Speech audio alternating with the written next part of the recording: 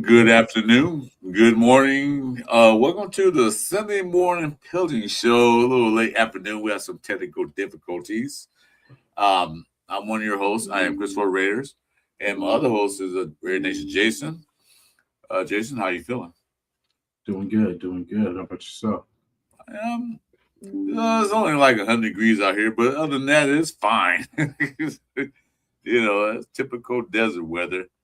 But anyway, a couple things to talk about. Jpj Drama, Nicole Dean, everything else going on in Rare Camp.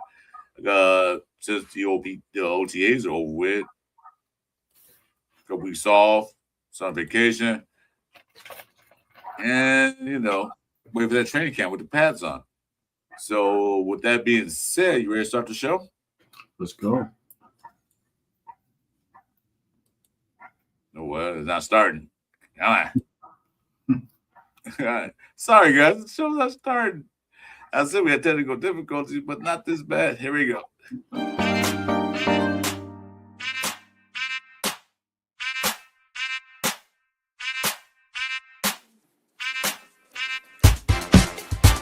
It's the Sunday morning pillaging show. Chris for Raiders. Oh. Raider Nation Jason. Oh. Pillaging just for Sundays. Oh. Me and Chris, we don't miss. Oh. Me and Chris don't miss. Oh. Me and Chris don't miss. When it comes to this Raider classic out. We don't miss. Raider Nation, we don't miss.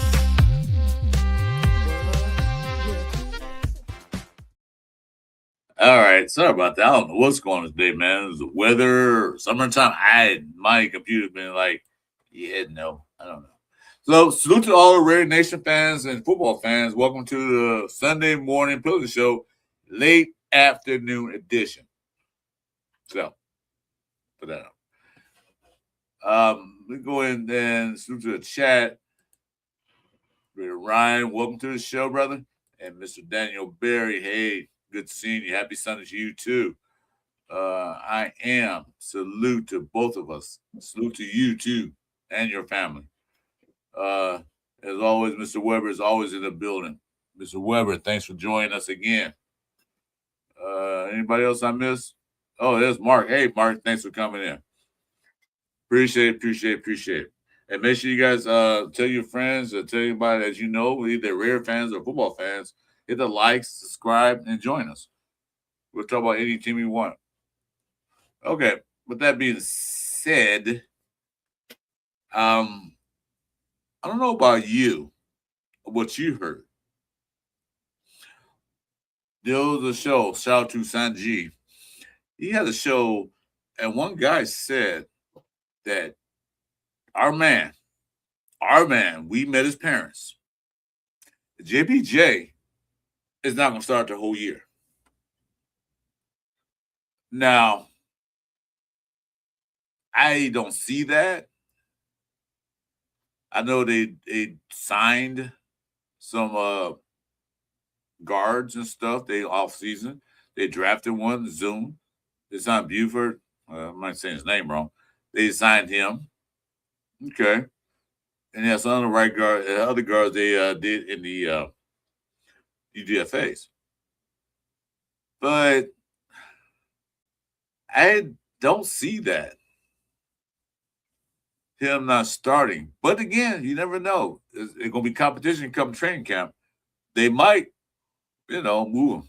Right now, he's slated to start at right guard. And they have the other guy starting at left guard. The guy they picked him from 49ers. So him saying that JPJ is not going to start kind of rubbed me off the wrong way. What's your thoughts on that? I don't know if you heard that, but what's your thoughts on that? Yeah, I definitely heard it.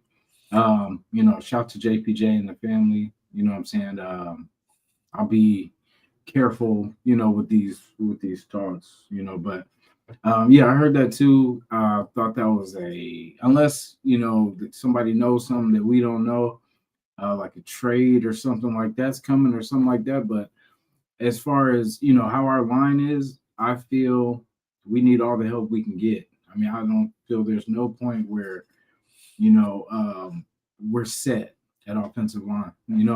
Especially for what we did last year and the year before that, and just knowing that everybody, we haven't even seen Burford yet with our line yet. You know what I mean? We haven't seen uh Trey Zoom, in there in that spot, like in a real game like situation. But and then there's always injuries, you know what I'm saying? So that's why like it's kind of hard to say, that's a bold prediction to say unless he's getting traded and there's no way he can, play another snap. But it's wild. Like that would mean that our line is kicking butt and that we would not need him. You know what I mean? However it works, you know what I mean? If that's what it is, then, whatever's better for the team. But I just don't see, in my opinion, how getting rid of one of our premier, offensive linemen would help. Yeah, I didn't hear anything about any trades as far as that's concerned. They say he won't start. Now he's going to his third year, right? He had multiple offensive coordinator, the worst offensive line coach last year. I don't think his talent has been truly tapped into yet. I think JPJ is aggressive because during OTAs it was reported that the Raiders on like the goal line and do 11 on 11 practice, and he false started. Now he's not the only one in the league that false started, so get that wrong. So they took him out the game or whatever, but maybe they took him out the game for a reason. Like, okay, just calm down. JPJ is an aggressive guard, which we hadn't had since your homeboy. What's his name? You know what I'm talking about? It was Yeah. Yeah, I know his name's slipping right now. It'll come to me in a second. But we had an aggressive line. Incognito, right. We had an aggressive offensive line in I don't know how many years. So I mean, we had our line, our Raiders in the past was built on our offensive line, which is aggressive and dominating. When was the last time you seen a dominated offensive line? Thanks, I appreciate it. Appreciate it. I need it right. That's what you remind me of. But when's the last time you saw that?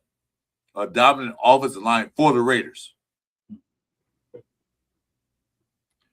Anybody? I was gonna say it was when we had. I mean, the last was when we had Rodney Hudson and all them. You know what I mean? Was the last time I remember having a good one. But it's been time, and there's been a big gap in between. Like I think ever since we got rid of Penn, and then I think there was a big gap after that.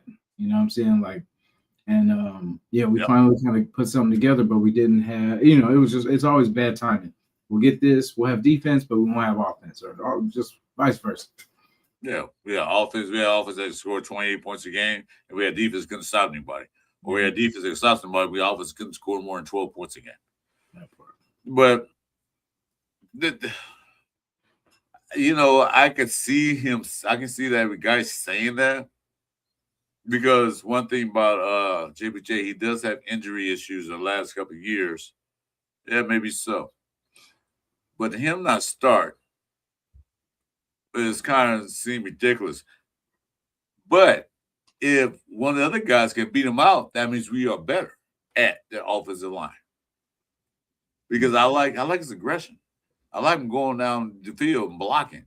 I like it when they played Cleveland a couple years ago when the referee said, "You guys playing too rough." It's football. What he wants to do. I like that. Yeah. That's what we need. We need toughness on there. We need a guy there that can control it. So that's why we went and got Lindemann to control offensive line. We got Colton Miller as a captain on offensive line, who's more or less passive than he is aggressive, but he gets his job done. So you got Colton Miller, Lindenbaugh, and JPJ there. to help that line. So you got 3 out of 5 guys there controlling that line. So him not starting, maybe it's because he's over aggressive, which I want to see. So hey, I'm good with that. Yeah. Him not starting, Mhm. I don't see that. 3 years in the league, multiple coaches, multiple training staff, multiple this, multiple that. He hasn't got a foothold. And that was the Raiders' biggest problem last year, is that we don't have a foothold on what's what. All right, hold on a minute. But go ahead, going to talk to you. Hold on a minute. Yeah, I just, what I think of too is how, the nation was really upset with Pete Carroll when Pete Carroll was kind of, what we thought was playing games with JPJ. And then, it's been different ever since. We've heard the same talk, but people, I guess the nation is more patient with Clint than they were with Pete about the situation. Well, we're gonna have to be patient with Clint Kubiak, because with Clint Kubiak and Spytaker, what they're doing this year is they're changing the culture of the Raiders. Whoa, we got hot in here real quick. Hold on a minute, guys. This like I said, 900 degrees outside. They're changing the culture of the Raiders. They're changing the depth. They're changing everything, because you saw what we did. We hired depth in most key positions that we needed. So, you can't say we go 3-14 next year again. Fire Kubiak. No. Oh, get off that noise. Get off that noise. Give us a chance. Because we get a coach. AP won us some games at the end of the season, but yet he didn't do well because he had no control, so we fired him. So, just give him a chance. But the main thing is the JPJ situation, me kind of like, why not? But like I said, someone beat him out. Go for it. Is Zoo coming there and beat him out? Or Buford? Well, Buford beat him out, they say to start together. But if Buford beat him out, or any other guys they picked up beat out JPJ at that offensive guard position, so be it. That means the offensive line is that good, getting better. But to say he's not going to start the whole year next year? Yeah. Okay. Well, let's make sure that the guy we put in there in his position is better than what he could be. Yeah. But it's the Raiders. Anybody want to talk about? So they can't, like, in the media, they speak on us. You don't have a head. You don't have a quarterback. You don't have a running back. Defensive line suck. The linebackers are bad. We fixed all those problems. Okay? Yeah. Who's your true center? Fix that. Got a true center. Got an all-star. What defensive line? Offensive line is fine. I mean, I think it's fine. I mean, wide receiver room. People keep talking about we should get sign these other guys. Like, why? But we fixed the major problems that we have. Yeah, I like the order that they're going. They're because as much as we were screaming wide receiver, but we know what needs to get fixed. Offensive line, first off, and then until because what's happened to number one receiver if he can't even get the ball to him because there's no time, So that's why I said this is the year to fix this line, get everything situated, and they, like you said, they did a good job of bringing in Tyler Linderbaum. It's a good foundation, a young piece. And then now we just build from the inside out, and get everyone around him situated. I kind of wanted to see Burford too, just to see. I didn't think they were going to, take JPJ out. But if, Zoom, but then, like I said, injuries happen, whatever, whoever stays healthy will have the best chance of, getting that position. So it's all about, if JPJ can stay healthy and, just be that tenacious dog that he is, it's going to play out. Because like I said, this time right now is cool, but it means nothing until they come back to camp. You know what I mean? That's when it matters. That's when you're fighting for every bit of position and every position. I mean, pretty much every bit of your livelihood is on the line. Ooh, tongue twister. My bad. No, but yeah, you're I love these times because you got people playing for their families. This is people's last opportunity to make a big splash financially. You know what I'm saying? Are you going to work a regular job? Or are you going to come in the NFL and do what you were drafted to do? Yeah, like I am said, it wouldn't be the Rares if there wasn't any drama. Yeah, so they're nitpicking. They're trying to find something to talk about. Something to talk about. Then no, that's JPJ drama, which is not a drama to me. If like I said, if you don't start, that means that whoever took his spot must be better than him, which I am good with, because it doesn't matter. One man don't run the shield; it takes the whole team. If the guy is blocking better, doing the run blocking, zone scheme, where they're gonna run is doing better than JPJ, so be it. Put them in. Best players play. That because it's the name on your back, because the name on your back means nothing compared to this. Is the best man out there plays. Regardless. So JPG don't start, so be it. That means you have to improve and get better. But to put that out there in the ether, like, oh, he won't start the rest. No. Why are you putting that out there? Because like what Am said, it wouldn't the Reds wasn't no drama. So let's go put the negativity out there now before even put the pads on. Because we don't know. We watch T-shirt training camp. When the pads come on, these guys transform to different animals, different beast. Yeah. So we'll see when that happens. So that's my thoughts on JPJ not starting. Well, if he don't, whoever come in there better be better than he was. Yeah. It'd be good to, whoever, like you said, whoever gets the position. Hopefully that just means that our line has improved and, we don't have to worry about the things we were worried about last year. Well, last year there were more or less confusion going on because I watched some times when the guys were blocking, they were blocking air. Yeah. And meanwhile, they got three guys in the backfield knocking Genti around and hitting Gino. They're like, well, okay, you guys blocking nobody, but yeah, guys in the backfield. What's going on with this line? I don't know. Well, we know what happened. I don't want to bring in Brendan Carroll's name too much in this conversation, but they got a veteran guy out there who's been in the league for years who's doing the offensive line justice, getting in the right position, running a scheme like this is a scheme we're going to run. This is what we're doing. Stick to that plan. Everybody who's going to be offensive line, this is what we're doing. Now, like, power block zone scheme. Huh? What? With the point that the offensive line had to go to a baseball field or a soccer field and practice. What's up, Rebel?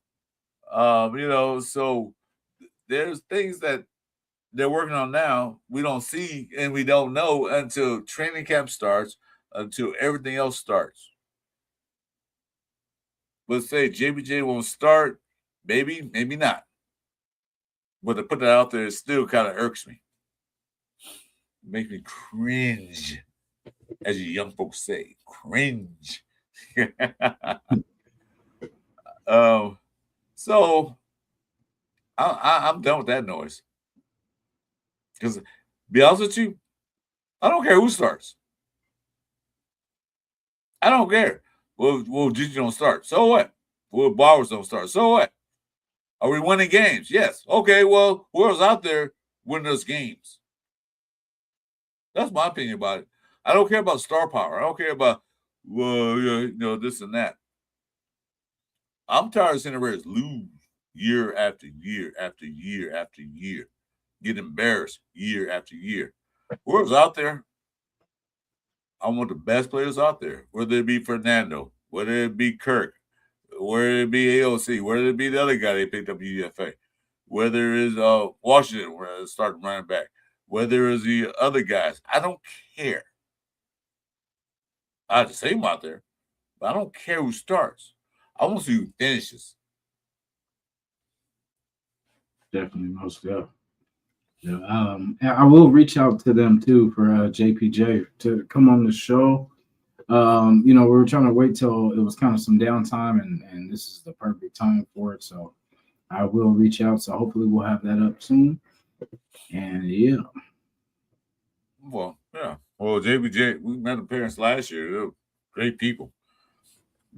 Proud of them. But like I said, this is third year and multiple coaching changes. So he has no foundation to build off of. None. But that noise, fine. They go. So when that dust settle about JPJ starting, who's the next thing they're gonna focus on? Oh yeah, N'Kobe Dean. Why he's not at OTAs? Well, we found out why.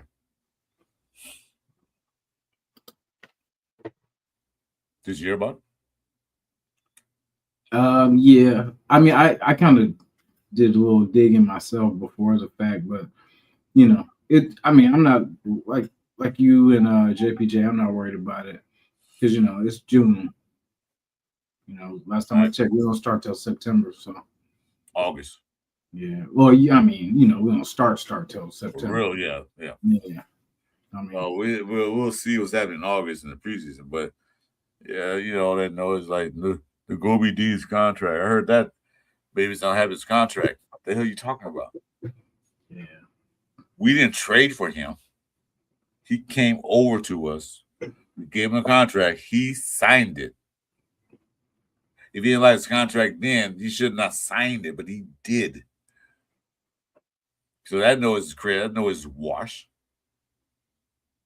Gonna find out that they're being very precautious about because he had an injury last year. You mentioned that last week that he was a nagging hamstring injury he had suffered it towards the end of the season. What's that?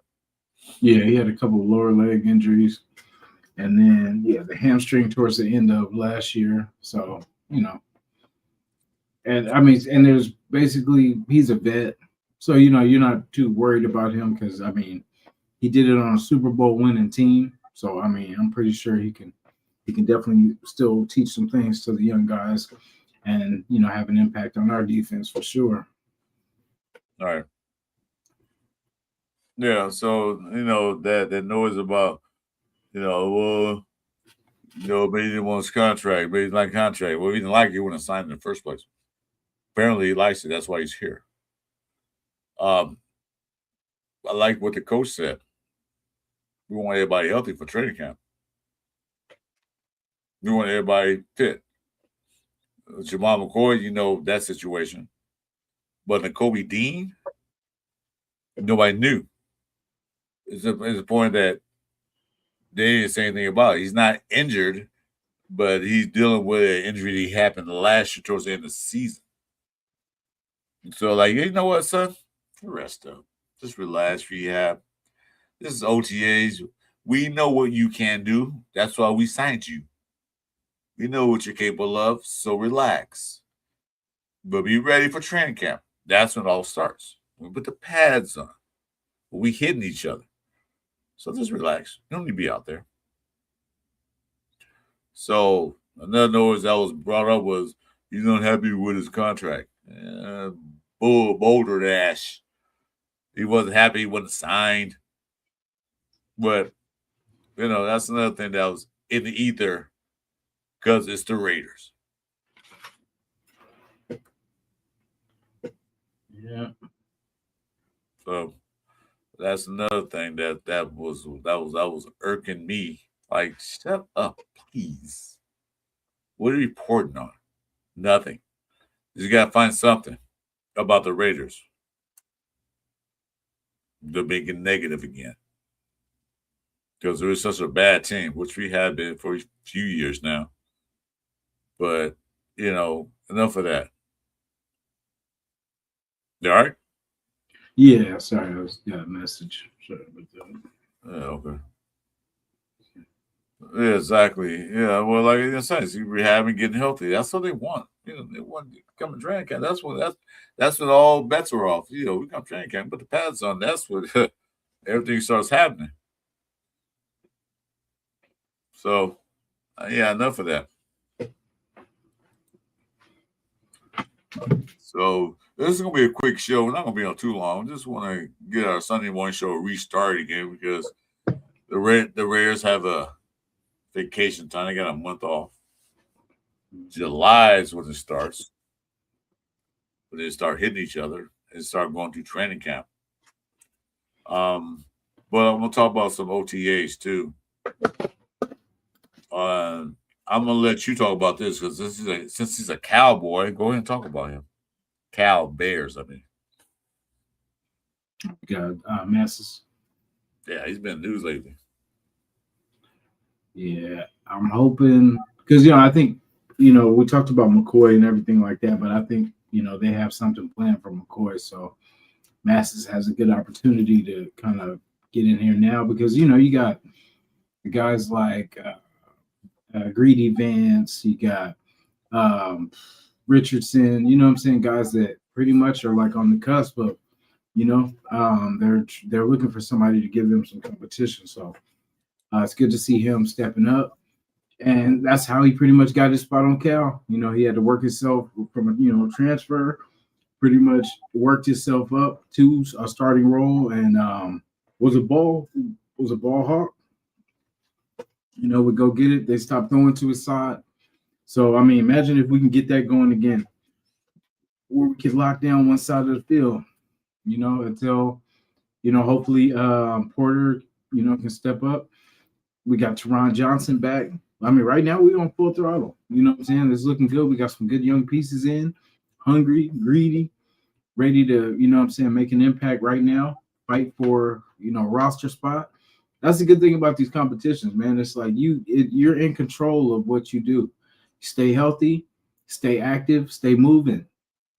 You'll be okay. You know what I'm saying? Like, and just keep working, because I mean, yeah, it looks good right now, but the closer we get to September, August, you know what I'm saying, where it matters, that's where, like, the mistakes are going to be under a magnifying glass.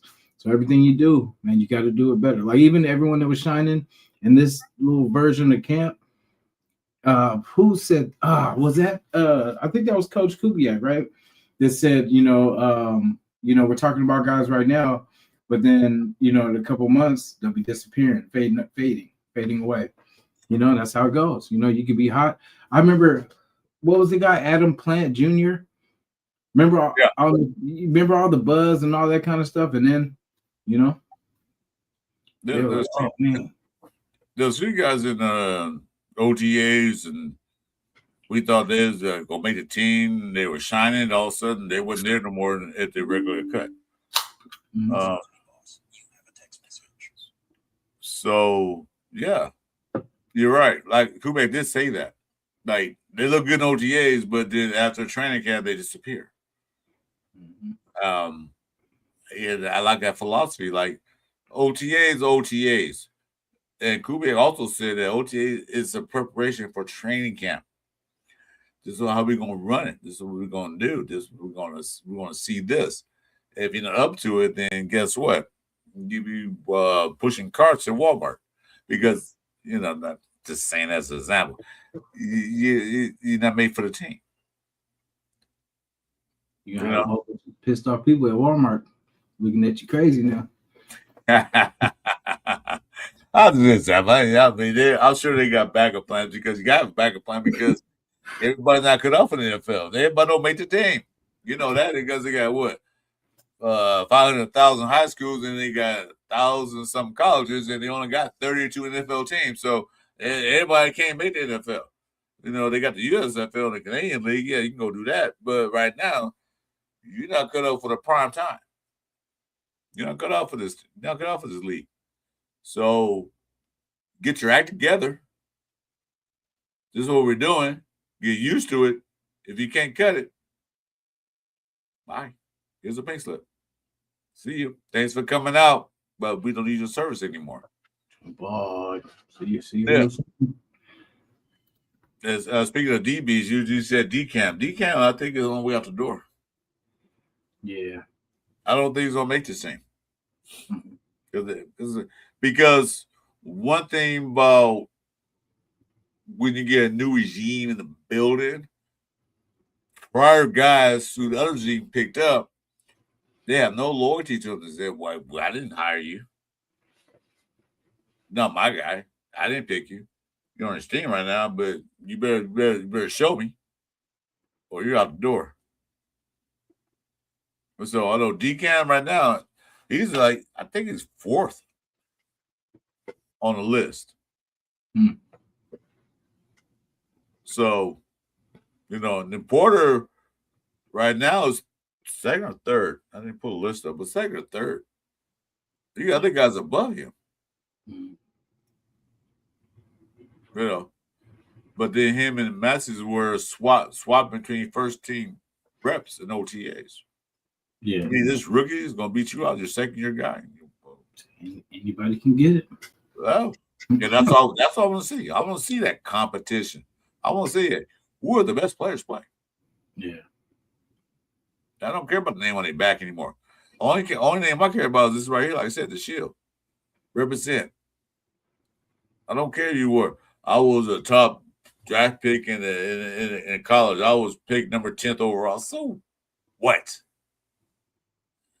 What have you shown me? Nothing.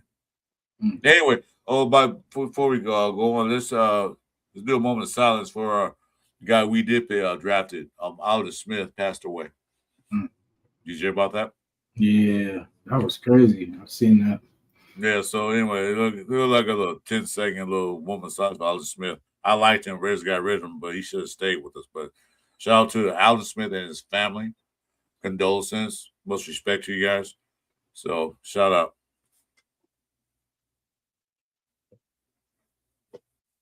It's short, man. That's why I like him. Yeah. And he was young too. Like Jesus. He was young, but shout out to him and his family. I wanted to make sure I bring that up. Yeah. Shout out to the Knicks too, man. Shout out to, my friend, I know we talked about this before it even started. I think it was still game 7. I think game 7 was that night. And I told him, because he was like, that sucks for the people in the East, that are pretty much playing for nothing. I'm like, bro, you'd be surprised. I said, ever since this betting world, I wouldn't be surprised if the Knicks pull this off. And lo and behold, what I'm saying? It's crazy because, the thinking was whoever wins that Spurs and Thunder series was for sure winning the title. And then, never know, man. So shout out to the Knicks. They got it done. There you go. Shout out to the Warriors. Go Dubs. Well, I'm going to tell you this because you said San Antonio before, and I heard you say that. I'm going to say this one thing.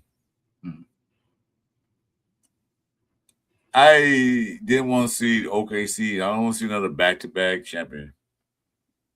Spurs, I hate the Spurs because, that's part of my Lakers side. Knicks haven't won since 72, and who they beat in the finals? My Lakers. But you know what? It's been a while. Okay, hold on a minute, James Furbo. Wait a minute. I'm gonna get you, James Furbo. I'm gonna get you. Welcome to the chat, James Furbo. I gotta put it up there. Hold on, man. Put his chat up there for me, James Furbo. Purple, we got a song for you too, man. Yeah, here we go. No, put him up. We got you. Put him up.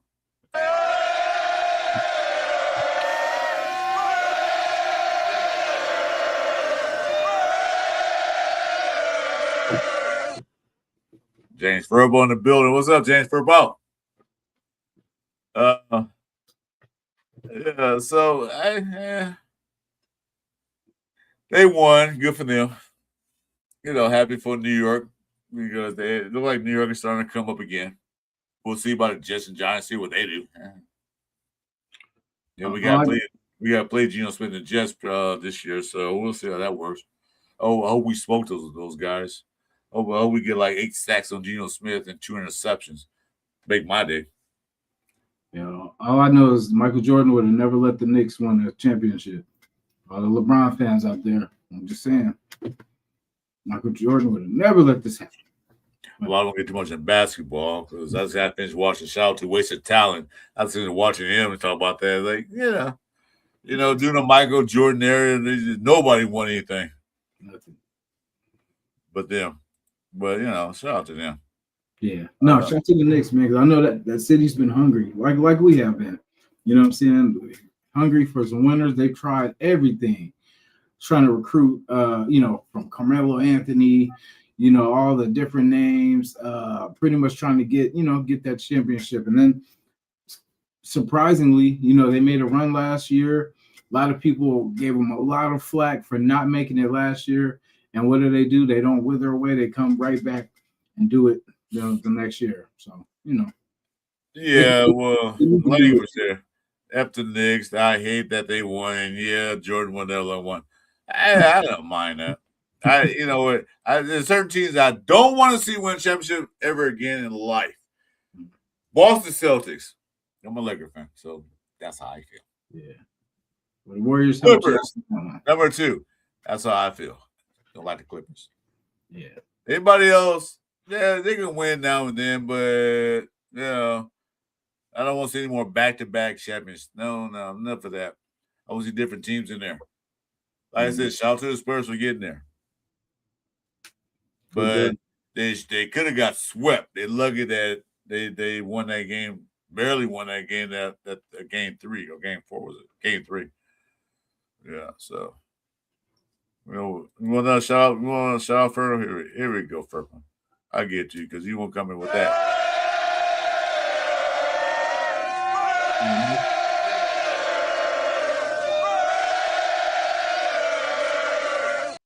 And that's what it's all about. This is the Raider channel, not Knicks channel. But anyway, I think it's the colors, James, the orange and blue. That's why I couldn't go for them. I was like the Spurs because the silver and black, but the Knicks had them Bronco colors. I didn't like that. What, blue? No, because he said for some reason, he said he didn't like the Knicks. Almost probably because they got them Bronco colors, that orange and blue. No, well, like I said, it really didn't matter. What's going on here? It really didn't matter to me at that point. They really remember me at that point. I just didn't win shots. There's a couple things that I want to see in there to win it all. If this person won it, so be it. I don't care. Because I know my sorry ass Lakers ain't going to work for the next couple of years anyway, so they got to rebuild. But anyway, this is a Raider channel, not a basketball channel. I mean, it's a sports channel, technically. It is a sports channel. It is. So, okay. I'll leave it at that. I can go to my house and get my Dodger jersey on.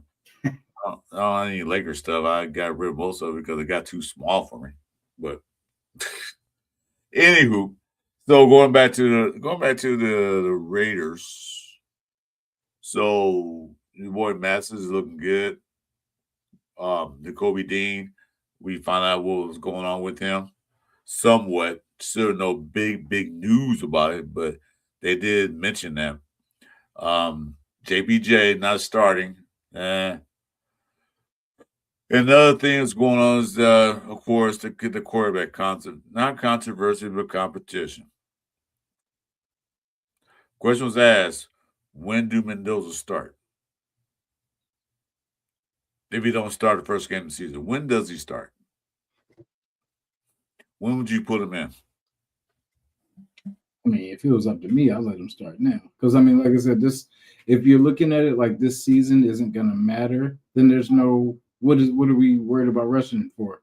Because we just want to get him comfortable. It's, at any point, no one's going to be ready. So the earlier the better. Get him comfortable. He's got to get the speed of the game.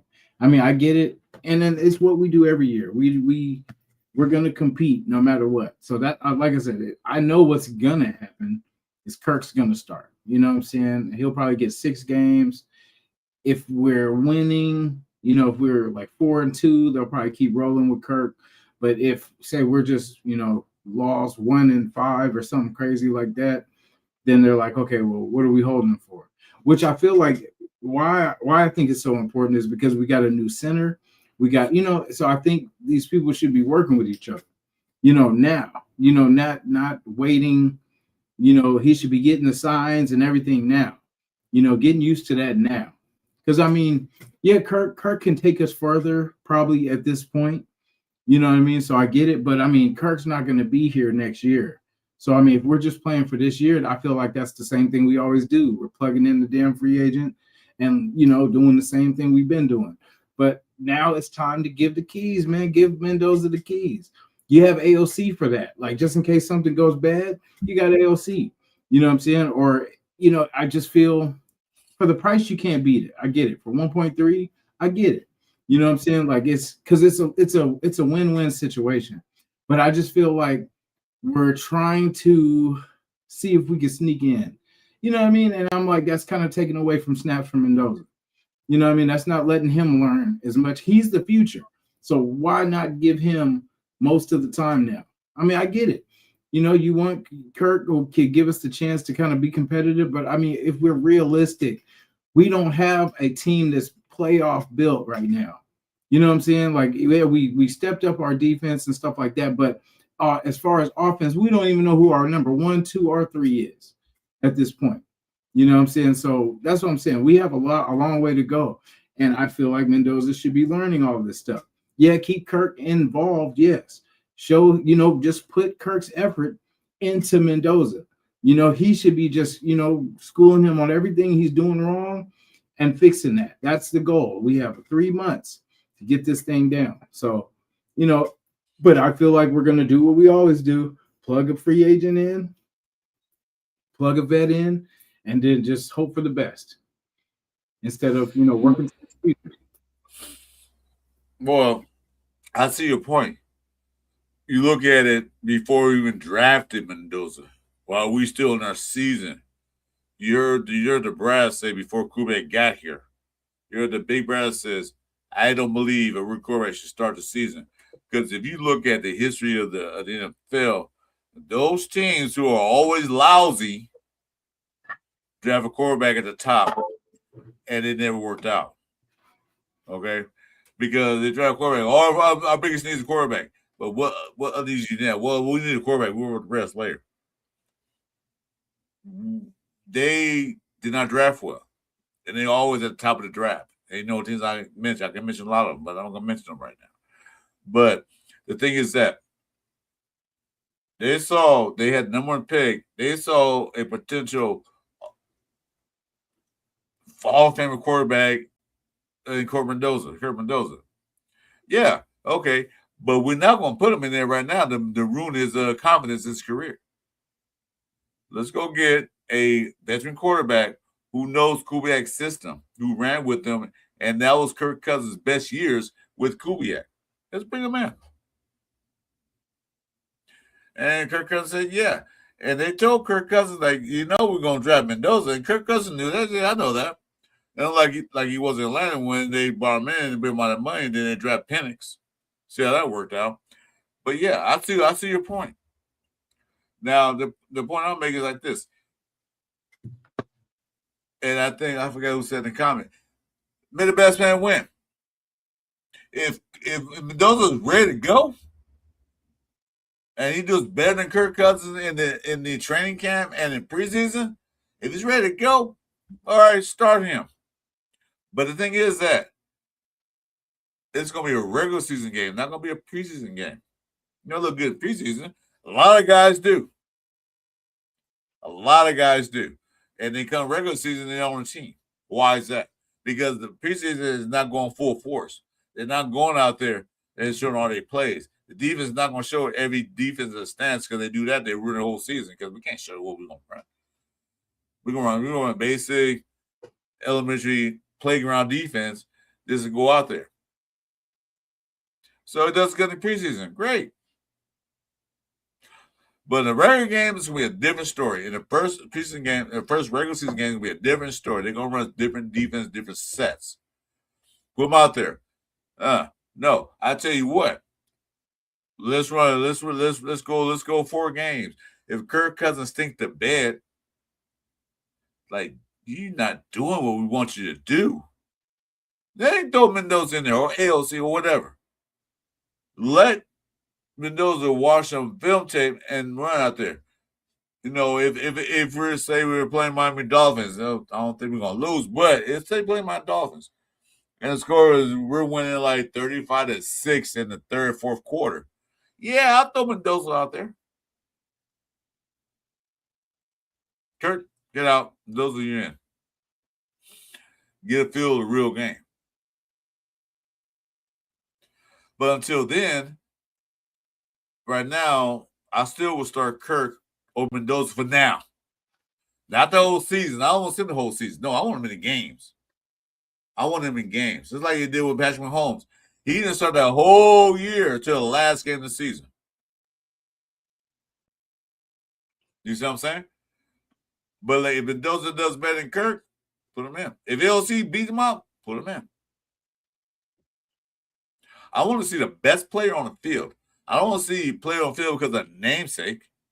I don't want to say just because we paid him all this money like they did with Minshew. Well, we paid him money, so he has to start. I don't want to see that shit because that's my language. I want to see the best player on the field for the Raiders. Even though we did draft Genty, number 6 last year. If Washington go out there and outperform Genty, I want to see Washington on the goddamn field. You know what I'm saying? That's what I want to see. I want to see the best. I'm tired of that. Oh, because we this and that. Hey, D-Mins, what's up, bro? I don't want to see out there because of where we drafted or how much we paying him. I don't care. Because it's not coming out of my pocket. It's coming out of your pocket. No. We fans want to see players out there that can win games. Because if we go by that standard, like because we pay him all his money, then we'll never win nothing. Never. Like I said, Minshew. Pay on that money. Cordell Patterson. Pay on that money. What was that dude, that nutball? Chandler. Pay on that money. How many games did we want those guys out there? Did we go playoffs? No. Were we closer on playoffs? Absolutely not. But we paid the guys all this money and their name recognition. Like, yeah, we got this guy. Yeah, okay, good. It'll make ticket sales go up. But who gives a shit about your ticket sales? Because the Raider fans, we don't want paying for the tickets. Right? I don't care who's out there. I don't care if it's no name. Who's this guy?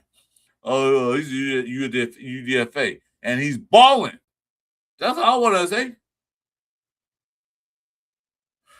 So that's why I ran for that. So like I said, Mendoza is playing better than Kirk, playing better than everybody else on the team. He's out there. Even the Lindenberg right now is getting some rep because no Kobe Dean. If he's playing better than Kobe Dean, then put him out there. Well, we pay him no Kobe Dean all this money. So what? So freaking what? Anyway, I'm done. How did I put that out there? Yeah. Hope because hopefully it just looks like we know what we're doing. Because if I don't know, I look at Herbert kind of as far as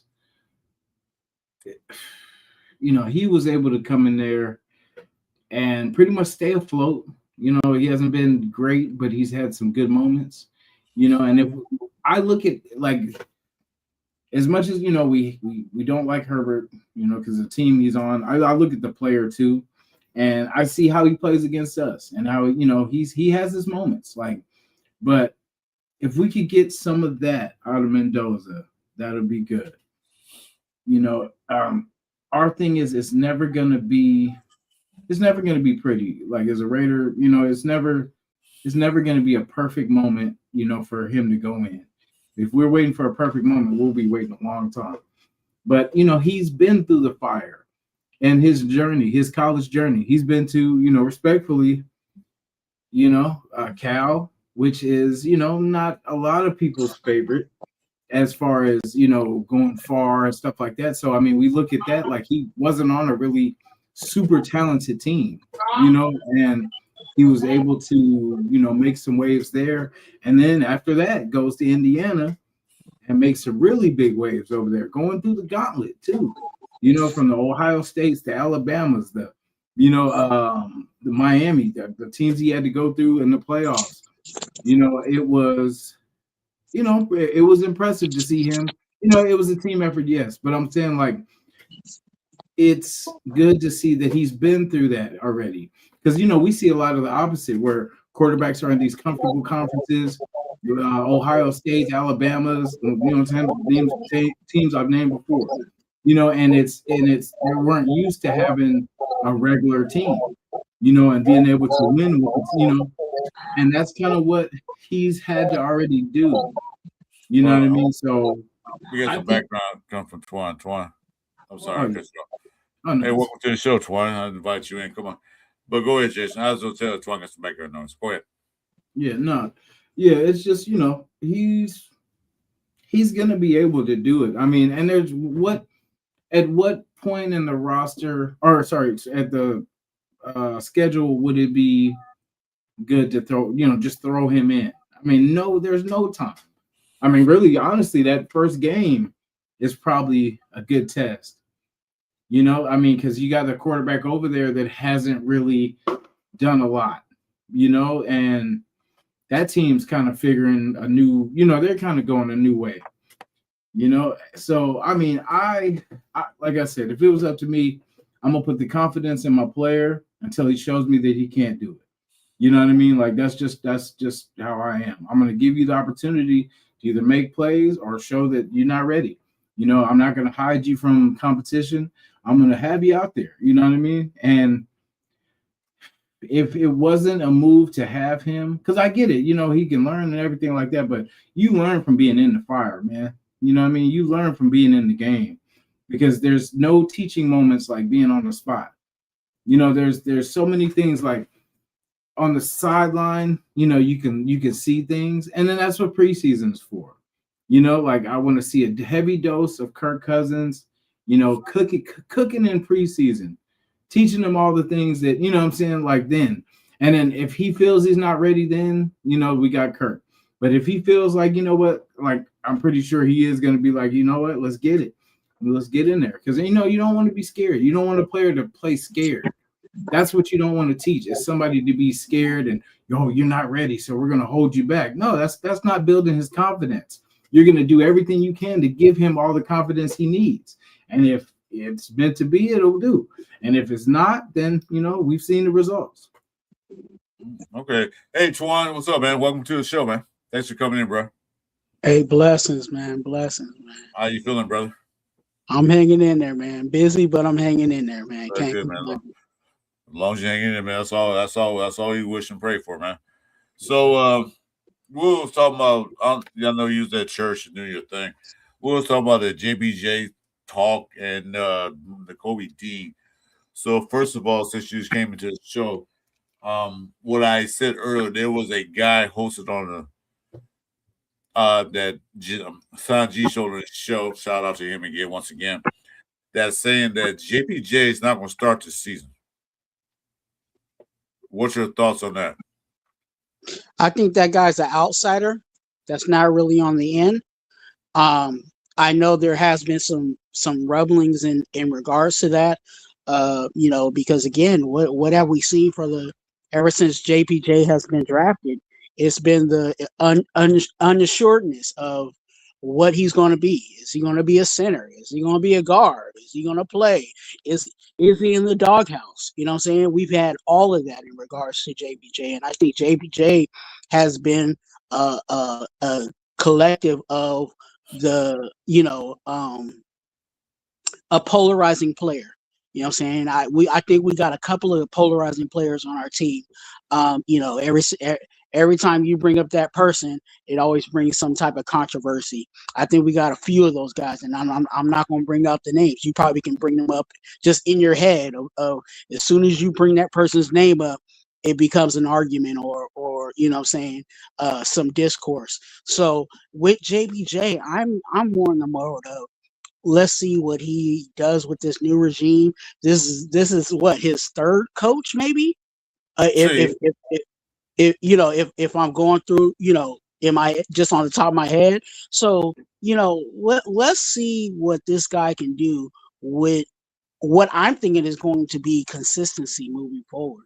Is he going to be a starter for us, at guard, or is he going to be a backup? And to be honest with you, if you really ask me what I really feel, if you ask me what my greater gospel on JPJ is, I think he needs to be here, as long as he's under a rookie contract.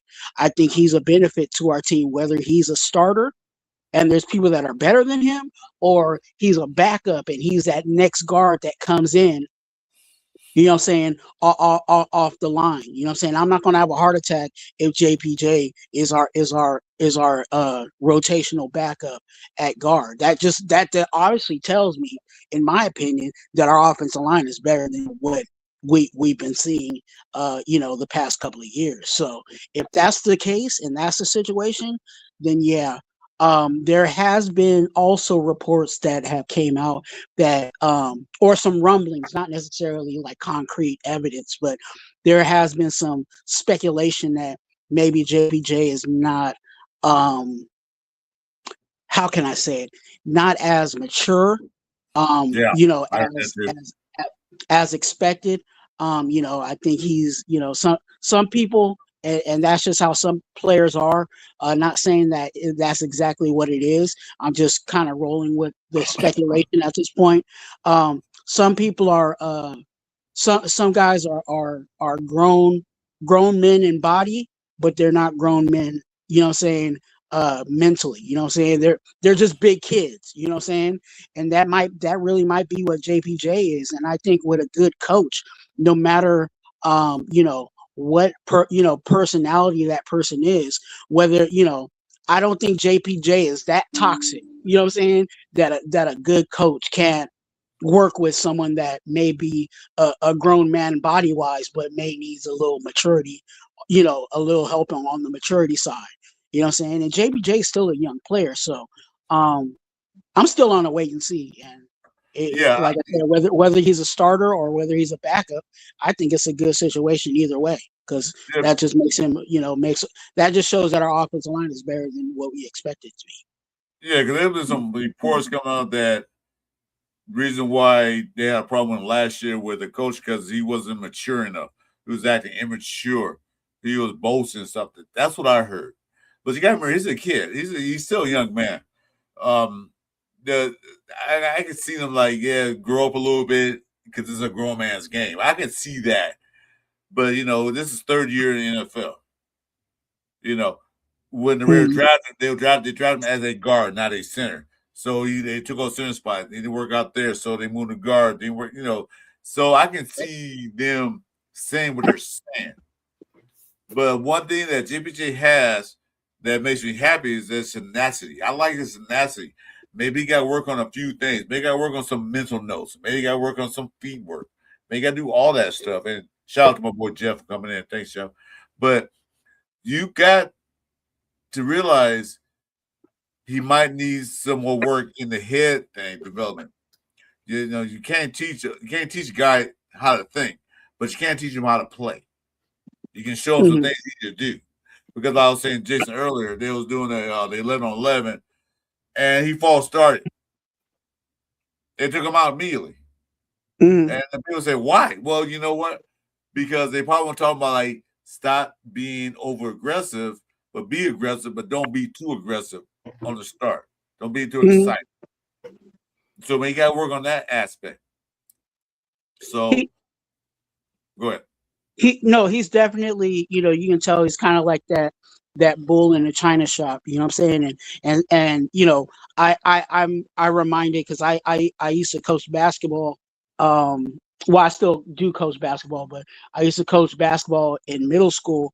And at that age, sometimes you get kids that are like super big, but they just super tall, but they don't know how to they don't know how to balance their body because they're growing. You know what I'm saying? Like they're this tall center, you know what I'm saying, that you would love to have on your team, but they don't know how to, you know what I'm saying, manage their weight. And I think that might be also a situation with JPJ where JPJ is, that, over, the things that you love about him is also, it's like a gift and curse. You know what I'm saying? The things that you love about JPJ is also the thing that can, hurt him at the same time. And I think, let's keep it all the way, real with it. He wasn't the number one overall pick. You know what I'm saying? So obviously he's going to have things that are not as desirable. There's going to be things that you're not necessarily going to like. And to be really honest with it, we just drafted a guy that's number one overall, and there's still flaws. You know what I'm saying, with that number one overall. So if we have a good coach, and I think we do have a good coach, and I'm not saying just Kubiak because everybody wants to throw it on Kubiak, but I'm talking about his staff. His staff, exactly. If Dennison and crew can't, corral JPJ, they might want to, move on. But I think they're willing to take a shot at it and try him out because, again, what I see personally, and again, I'm not in the Intermountain Health, facility, but what I'm seeing is I think there's a whole lot to work with than a whole lot to just throw away. I agree with that because, like I said, we're not in the building. We don't know. It is hearsay because everybody's gonna pick on the Raiders. But the thing is, like I was saying, that they just drafted another young guy who can play all three positions on offensive line: guard, tackle, and center. So he's there. They picked up Buford from the 49ers. They got other guys on the team. My thing is this: if JPJ don't start, that means the guy that's there is better than what he can do. So I'm all for, like, okay, you don't start. I'm not into names because of where we drafting. I'm into best players available, best players possible. Whoever's the best player out there who can do the job that to be done, put him in. I mean, I love JPJ. Like I said, me and Jay said earlier, we met his parents. Beautiful people. Beautiful people. Shout out to them if they ever watch this show, man. We like to get you out on the show talk. But the thing is, to me, JPJ had four different offensive coordinators in his 3 years here. One worst line coach in history. Right? So he's like the rest of the Raiders on offense and defense, everything. What are we doing here? What are we doing? I want to play football like I know how to play football. They mean go out there and smack somebody in the mouth. That's what I'm used to. That's what I'm used to. But he wasn't taught. He wasn't brought the right way. He's not a good line coach. So maybe that's it. But they were talking about his mental immaturity. Okay, well the kid's like what, 23 years old, 24 years, 23 years old, 22, whatever, making millions of dollars. Everybody a bit immature. But that's where the training staff got to come in there and teach them how to be more mature football player, professional. Yeah. Okay? You got your mom and dad brought them up the right way. And I said, they brought him the right way to be a caring, loving, respectful young man, which he is off the field. On the field, it's not up to the mom and dad. It's up to the coaches to say, hey, dude, this is what you got to do. Calm down. Let's do it right. That's up to the training staff. JPJ didn't have a proper training staff in the last 3 years. This year, hopefully Dennison can get his head together, get him right on the right foot, whether he start or not. But at least, like you said, if he's not starting, at least it's a great backup we have. And I think he's on. I think he's on a and we have to also be schematically looking at this and politicking wise, because again, unfortunately, the game of NFL football is not just football. There's business and there's also politics. And in regards to where JPJ stands into politics and how that encompasses his position on the roster, you have to look at it. Burford came in here knowing the system. You know what I'm saying? He's the vet that came in, and honestly, he's in a position where, he can help some of these other guys, get on the right track, right? Whether you like Burford as a player or not, he's the vet in that, he's the vet in that guard, that in that room that knows the system. And then on top of that, we talked about Zoom, right? They drafted Zune, you know what I'm saying? And obviously they're not going to draft a player that does not fit the system. You know what I'm saying? They looked at Zune and said, okay, this guy is going to work with what we're going to do. So those two guys that I brought up already have a step up on JPJ, because again, JPJ was not running this system.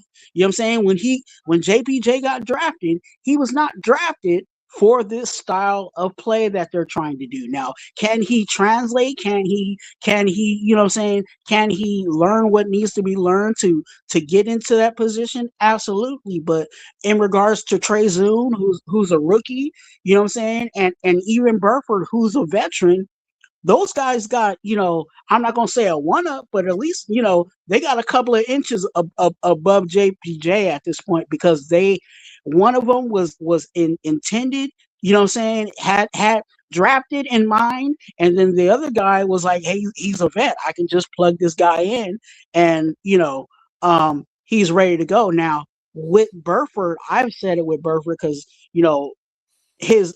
his PFF numbers and stuff are not as pleasing, and he's not as good as people, you know he's really not that good. I'll just say it like that. He's not like a top guard or anything like that. But hey, look, we can say anything's better than Kappa. Look at most coaches when they go to a new team and whatever GMs, they bring their guys who they're used to, who knows their system. So bringing Burford is the point that he knows my system. Kirk Cousins knows my system. Derek Young knows my system.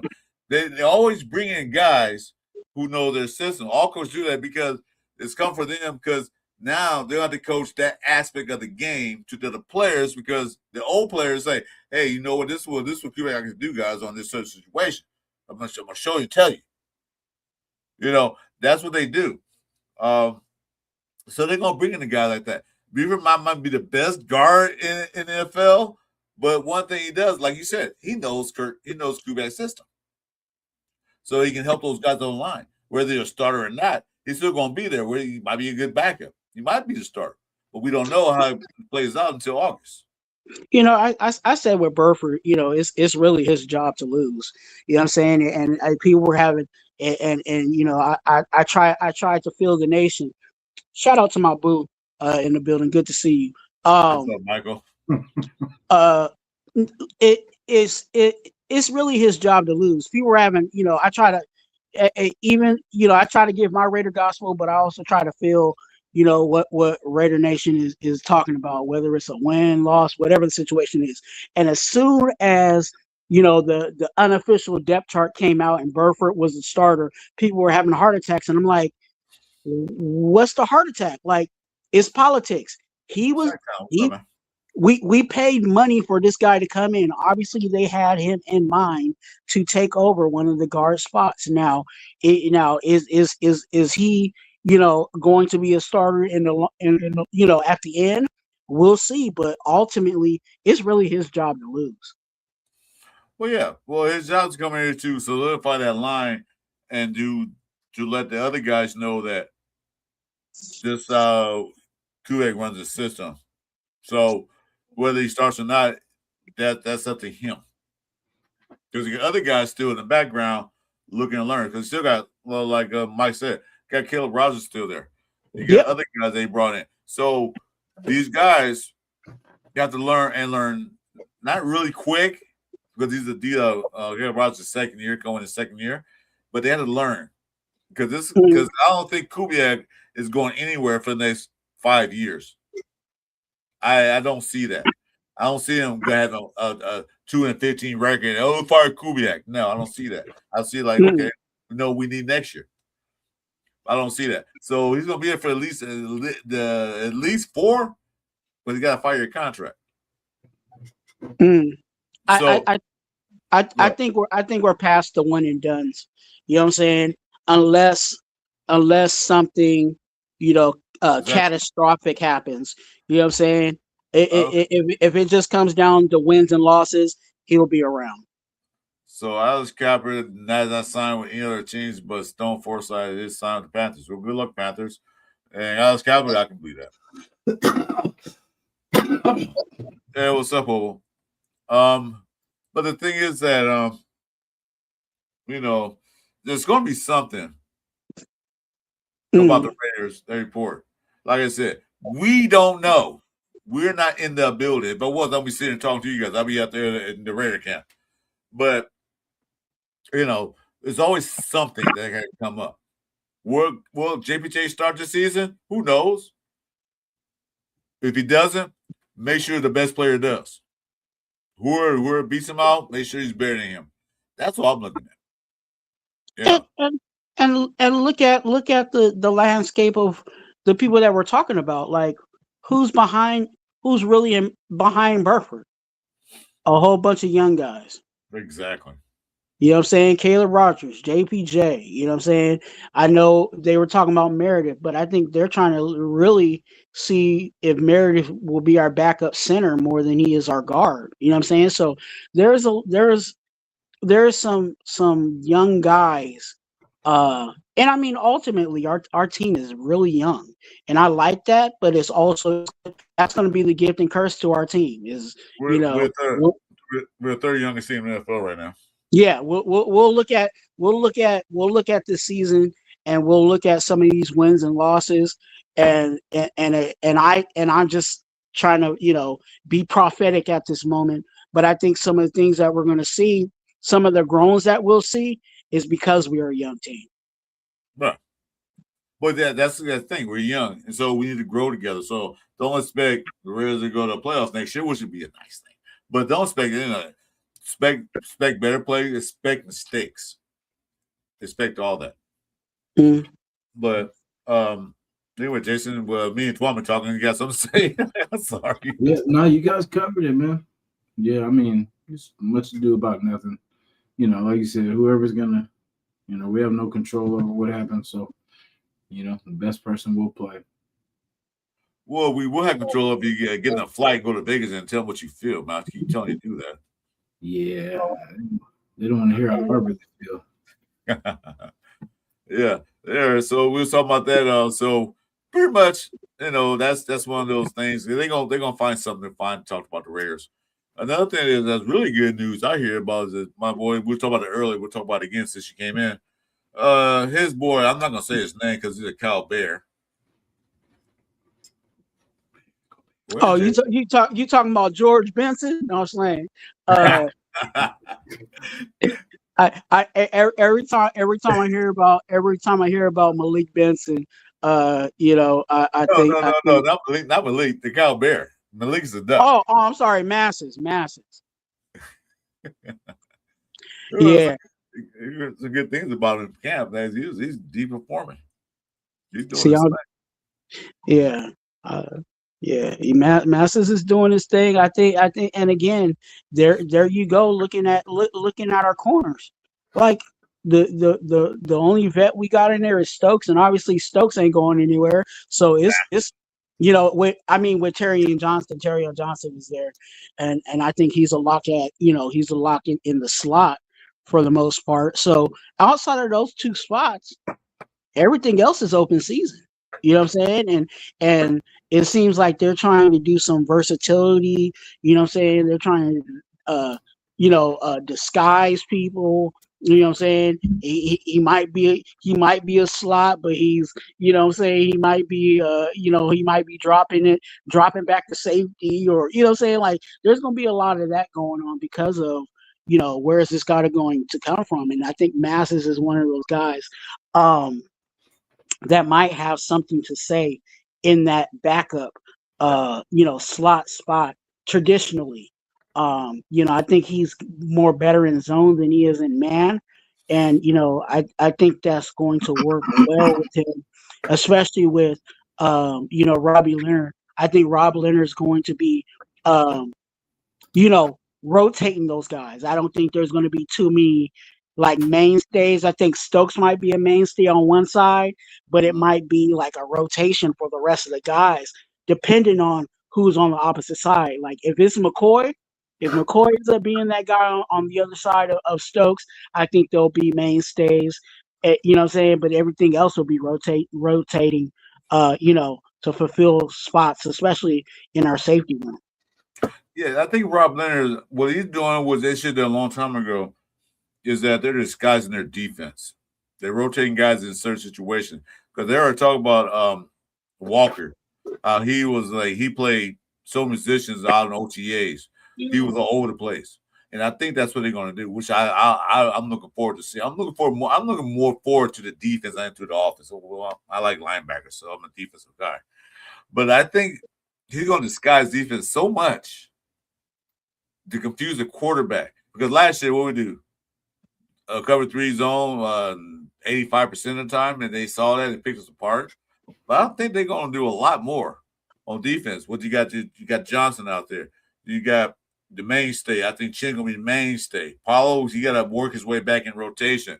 I think your boy Stoops is going to be mainstay at free safety, which he also can play. Nickel also can play outside. He can play all positions on a DB. And the Raiders got versatile in their defense. They got both players that can play multiple things on that defense, which always got to say, what the hell's going on? Wait, I thought they played cover 3, or they did last year, but now this year you don't know what they're gonna play. So I think all these DBs they got, I made a video about that. This is gonna be more of a defensive team than offensive right now in the beginning. I think the Raiders can be a top in defense because defense last year wasn't that bad.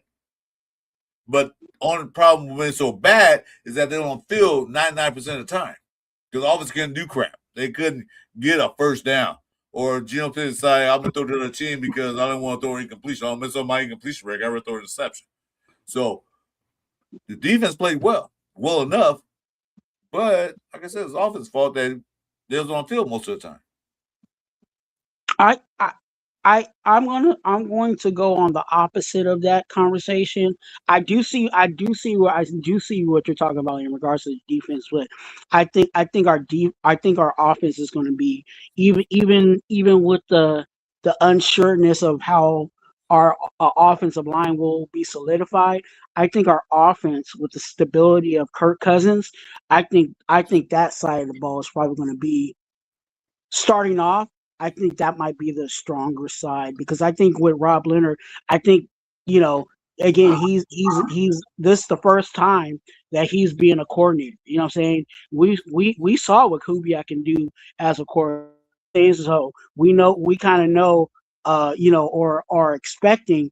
You know what I'm saying? What we're going to see offensively. You know what I'm saying out of Kubiak. Rob Leonard, yes, he talked about the new 3-4 mixture and blending. Well, all of that has to come together. And again, you're asking for a rookie rookie defensive coordinator to put that all together. So I'm more, I'm optimistic about our defense, but I'm leaning more towards, if you ask me the conversation of what side of the ball is going to, start off stronger, I think it might be our offensive side.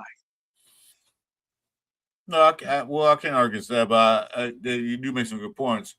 But I'm still saying that although Rob Leonard is a first-time defensive coordinator, he's been involved in defense for years.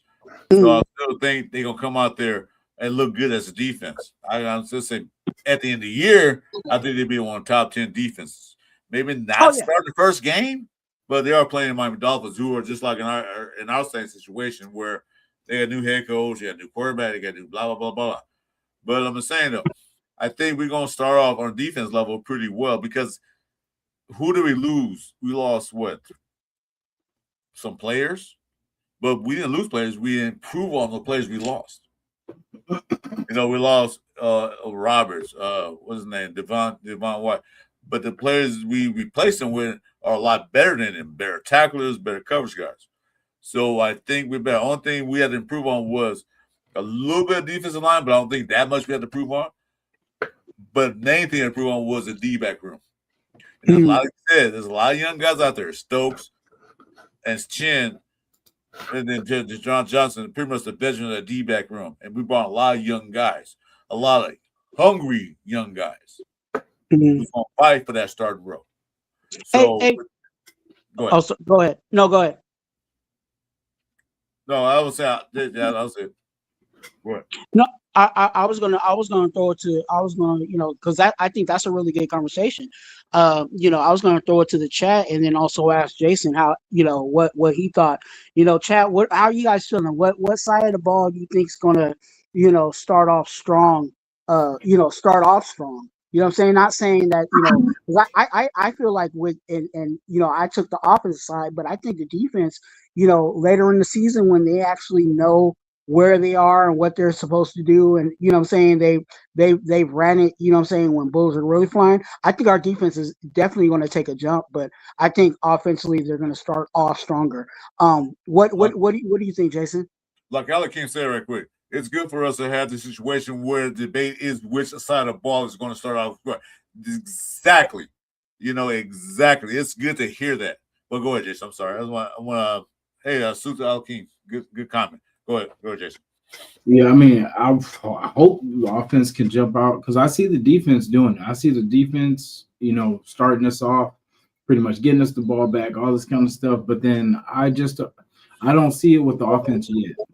You know what I'm saying? Like, to be honest, I mean, I could be hopeful, but I don't see it yet.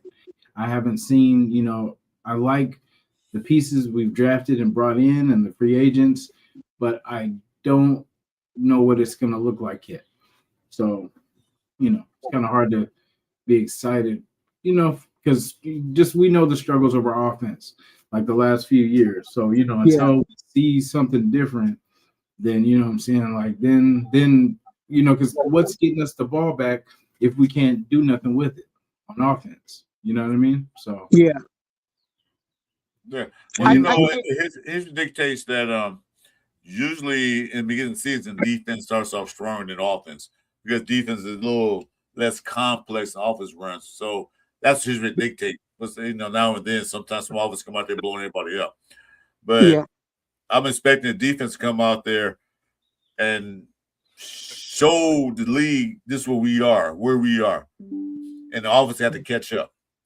Offense might get a slow start, but I think defense is going to be a premise of our team through the rest of the whole season. Not necessarily the first 2 games, but the whole season. Yeah, and your point is valid. I'm not saying your take is not where I'm completely disagreeing with you. I'm just more leaning towards more towards the other side. And like I said, I just feel like with the upgrade, we can only go based off of what we kind of saw last year going into this year, right? And if Kirk Cousins is better than Geno Smith, and if our offensive line can be a smidget better than what we saw, what I'm saying, with Ashton Genty getting blown in the backfield, what I'm saying. I know that might happen, what I'm saying, that might happen, with us this year, but if that becomes a little less often, I still feel like our offense would be better than better than what we saw. So that and again, it really can go both ways. That's why it's a good conversation, because I know some people, like in the chat, they may be, I can't really see the chat, but I can only imagine that some people are saying offense, some people are saying defense. Well, nobody really picking a thing. But that one comment I put up, Alakim said, like, it's a good conversation to have. It's great for us to even discuss the matter that we're discussing who's going to be better. So both sides will be drastically improved. Yeah, that's what we're looking for. And then you talk about last year with their offensive line. You said a smidgen better? Huh. Yeah, they can be a lot. College team could be better than last year. College offense not get better than last year because they actually did nothing last year. They can block for anybody. They can, you know, how could a run back like Genty be the most hitting the backfield the most in the whole NFL? I mean, it's going to happen, but I don't care who you are. I don't care if you're Shaquan Barkley or another guy. You know, you can be any running back. Even Barry Sanders got hit in the backfield, and they had offensive line. We see what he did. But other than that, not comparing to Barry Sanders. Nobody can compare Barry Sanders ever. But even that saying, they're gonna get hit in the backfield. But that point of that, the point is how often does it get in the backfield? Yeah. That's the thing. Like you just said. How often? Why is he leading the league in the backfield? We had no blocking. And that's all we had was, we first down run, second down run, third down. Oh my God, we got to pass. So the defense knew what we were going to do.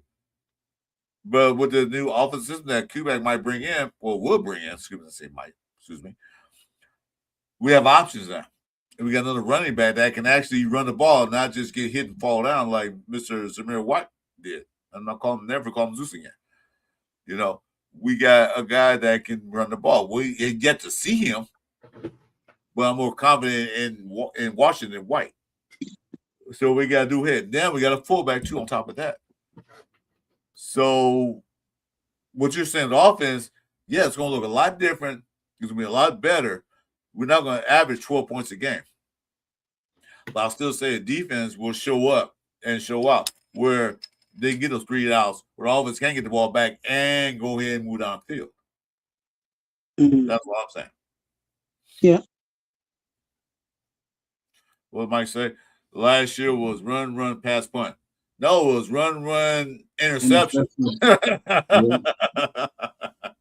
what that was. You know, look, when you keep getting in the 3rd and 20s and 3rd and 15s, you know what time it is. You know what I'm saying? Like and that's just how the game is. Like, unfortunately, our defense was so,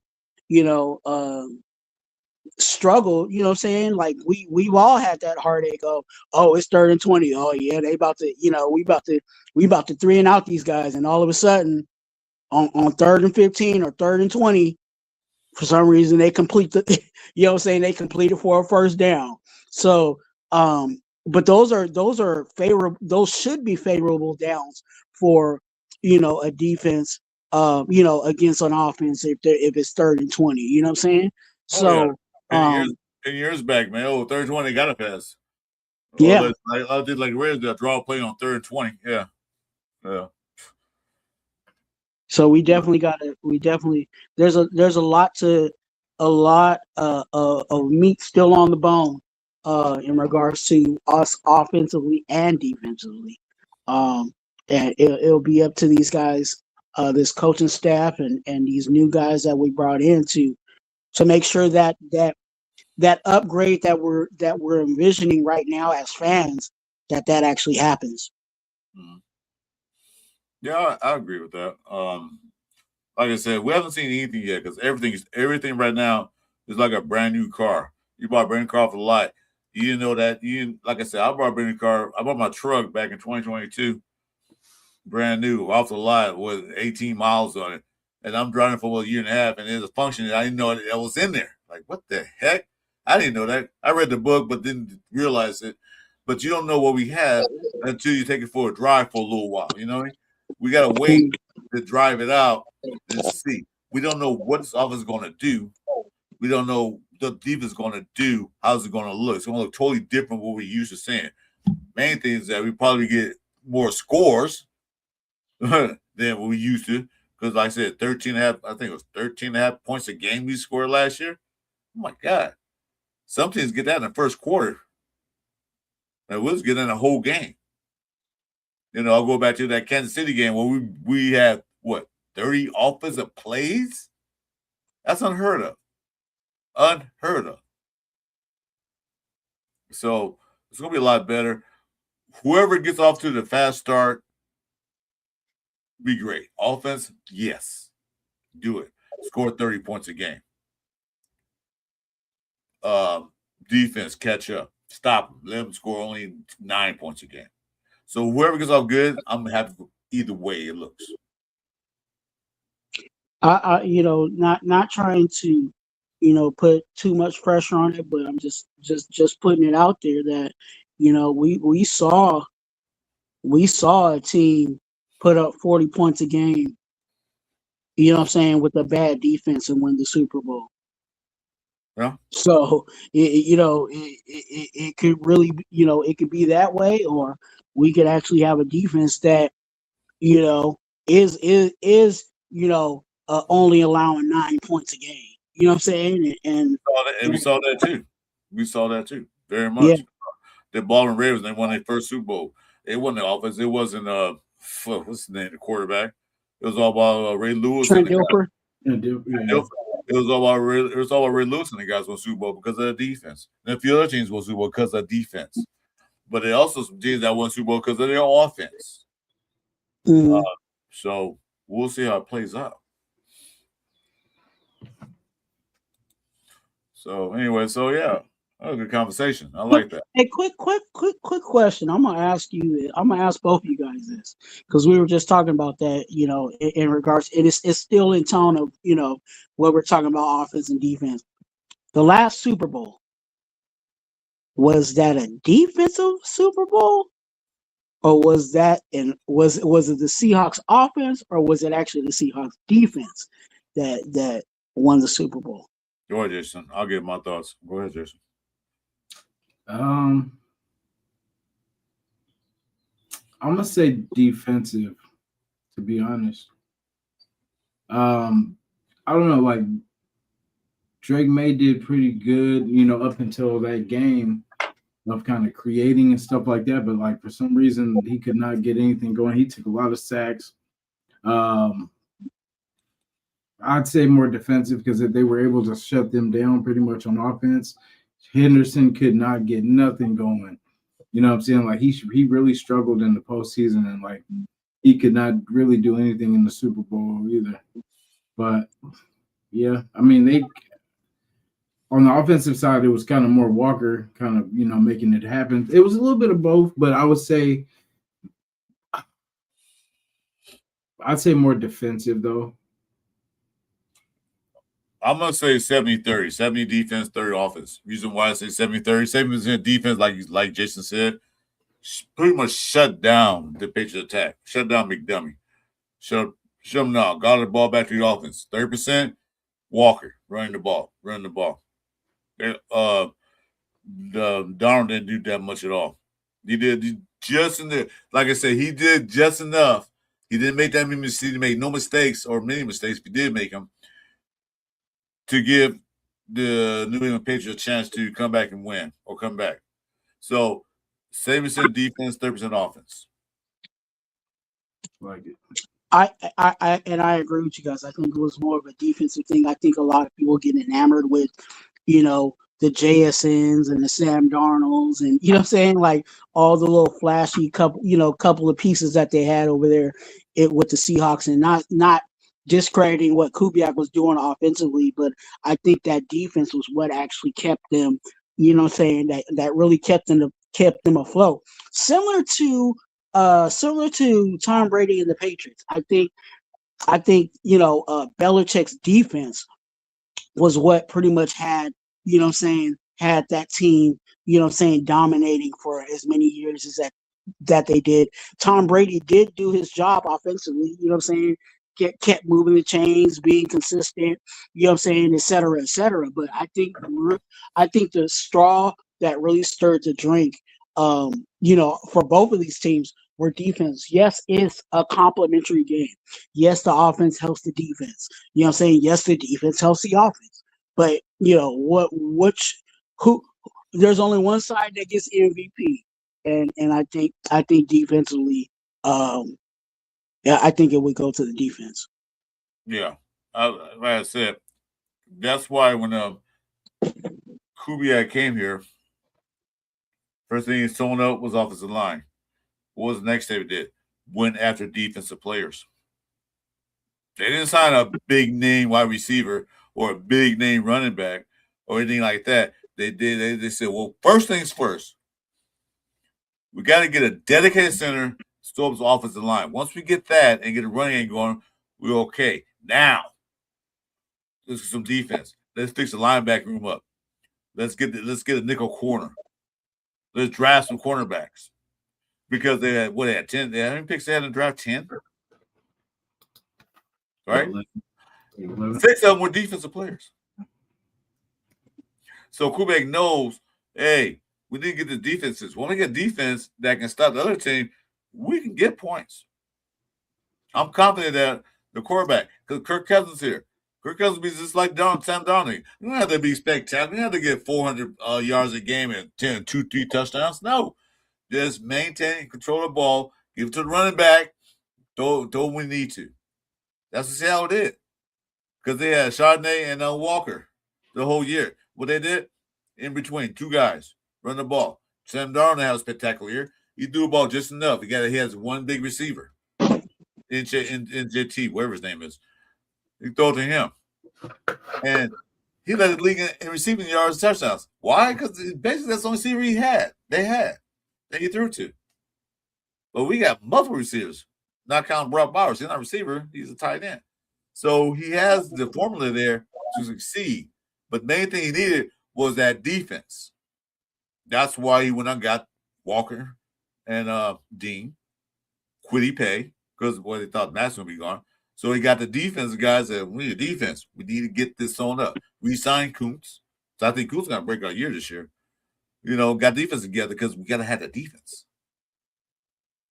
You see what I'm saying? Mm-hmm. So that's why that's why he was Super Bowl. Go ahead. No, and I think that's also why Kubiak felt comfortable with running the ball, is because the defense was doing what they were doing. You know what I'm saying? It's easier for an offensive coordinator to call pretty much a run game. You know what I'm saying?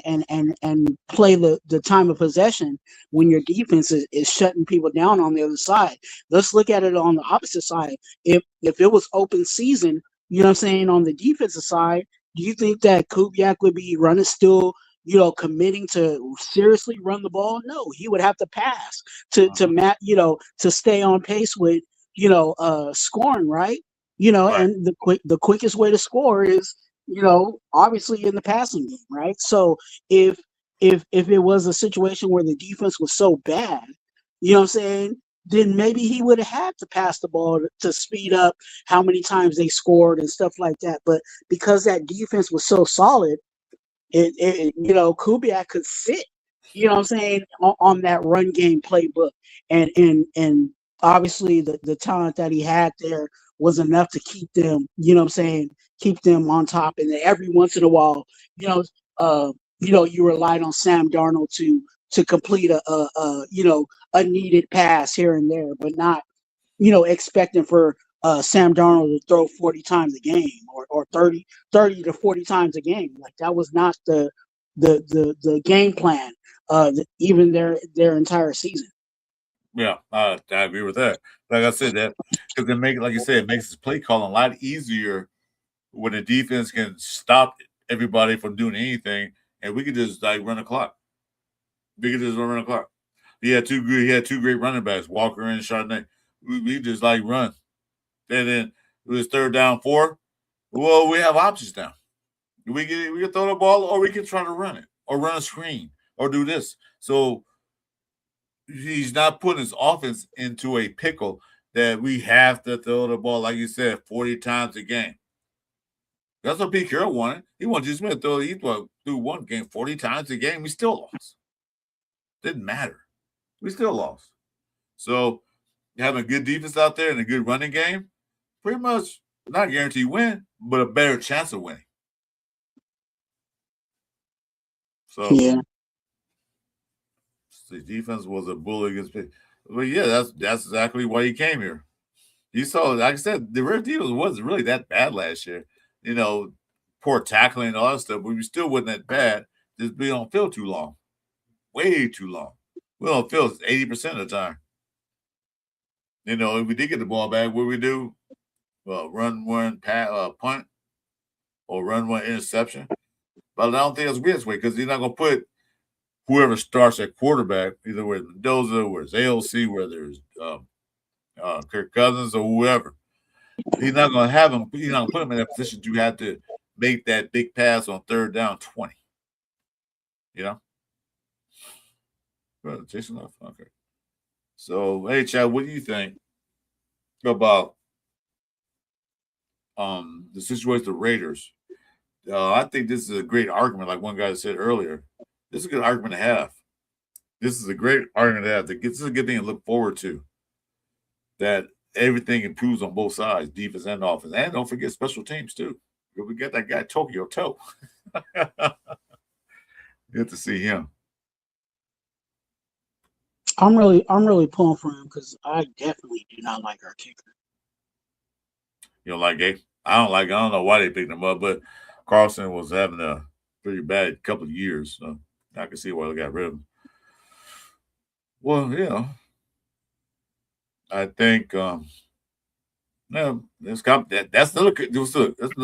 competition. We haven't kicked competition in years. Now we got a competition at kicking.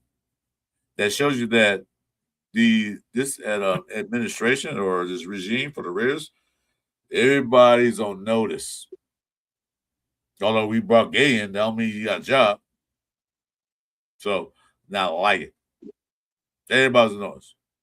I'm going off of what was recent with him, but I'm gonna have to dive into his numbers, but I don't even think he's even had a solid, a solid, kicking season. He missed a few kicks of 49ers to win the game. He missed a couple of those. I remember that. My wife was yelling at me, like, why you yelling at me? That's your guy's kicker, not mine. Well, he is hard now, but yeah, she couldn't believe it. Like, yeah, he lost a couple of games because he didn't make the kick or extra points. Like, well, so be it. That's why I think it's the 3rd team or 4th team. So that's why he moved around the league. Let's see. So Derek Young could be a good return for us. That's why we picked him up. I think go ahead. No, go ahead.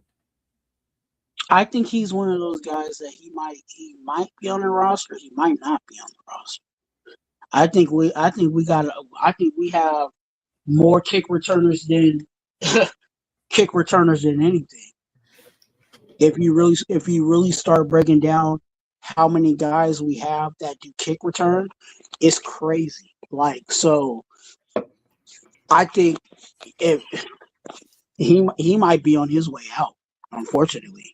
I don't see that because one thing he can do, he can't play receiver because they put him in a lot in the first section reps as a receiver. He's a big dude. He's 6'4" and 224 pounds. So he could be one of those red zone receivers. I think they brought him in because he's a good special team player. And one thing Raiders do lack is a special team. So special team was not good last year. So I think he brought that reason because we had Lobby and who else? And they experienced so many guys in the kick return. Derek Young was a specialist kick return for Seattle all year. And last year we spent Zamir White was kicking return, Lobby, a couple other guys. I can't remember, but there was no dedicated kickoff return. He was a dedicated return. So him not being here would be a bad thing. Because we know at least he can do that. Plus, I say he was working on receiver room as on second. And then it's the first team for a couple of plays, the second team and third string. So he's one of those like, okay, well, our receivers are down. He can come in and at least take a place of somebody. And he's a big guy, like I said, he can block too. So I don't think he's out. They signed him to a free agent contract, so I don't think he's out.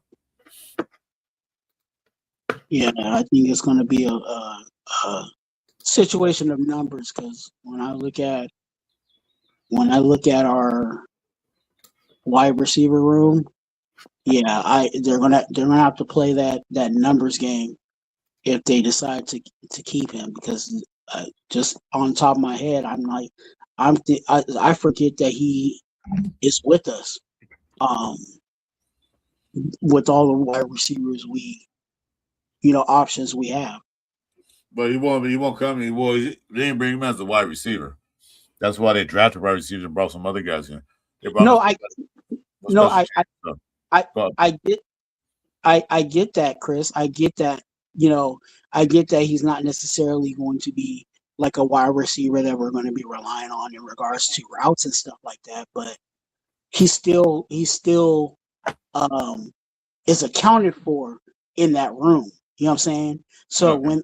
when they get to the 53-man roster and they say, "Oh, we're only carrying, you know what I'm saying, X amount of wide receivers," he fits in that room. You know what I'm saying? Like, so I see your point. look at who do we got at wide receiver, and you got Tucker, you got Naylor, and I'm talking about these are the for sure guys. Tucker, Naylor, Jack Besh, obviously Dante Thornton. That's what, 4 right there. Well, they got 9 Ben- receivers listed. They got 9. Yeah, that's what I'm saying. So Benson, you know what I'm saying? Like, so you got all these guys that are like, and is he going to be a part of that? Because I think they may carry 6. So I want to say 5. Because like I okay, said, if you look at it, so I'm gonna bring it up right now. Let's bring it up. If you look at so it, even with 5, that makes it even tougher. I'm gonna bring it up right now. Because if you say 5, I'm just going to throw 5 out there. You got Tucker, Naylor, Tucker, Naylor, Besh, Young, and Okay, so Thornton or Benson.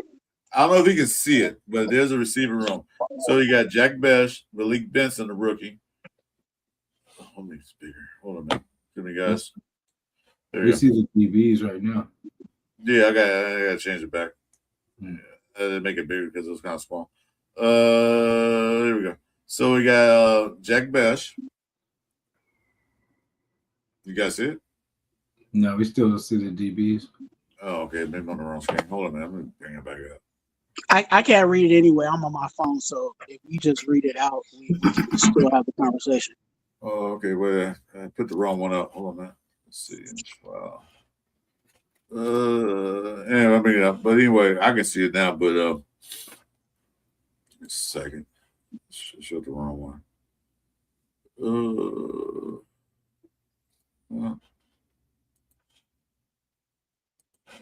I'll get it. I'll get it. The computer taking problem earlier was me. It wasn't a computer.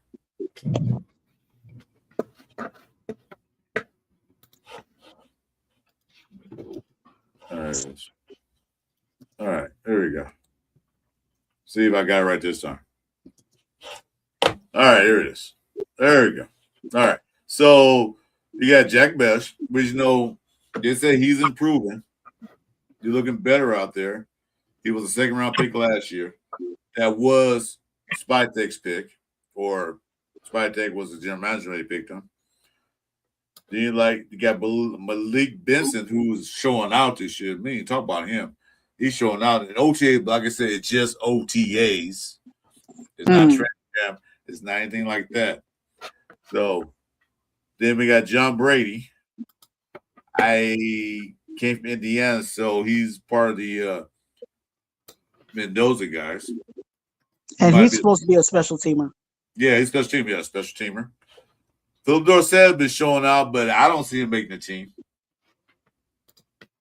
I don't. And then you got Shariq Jackson, who's been showing out. Might be another special teamer or not.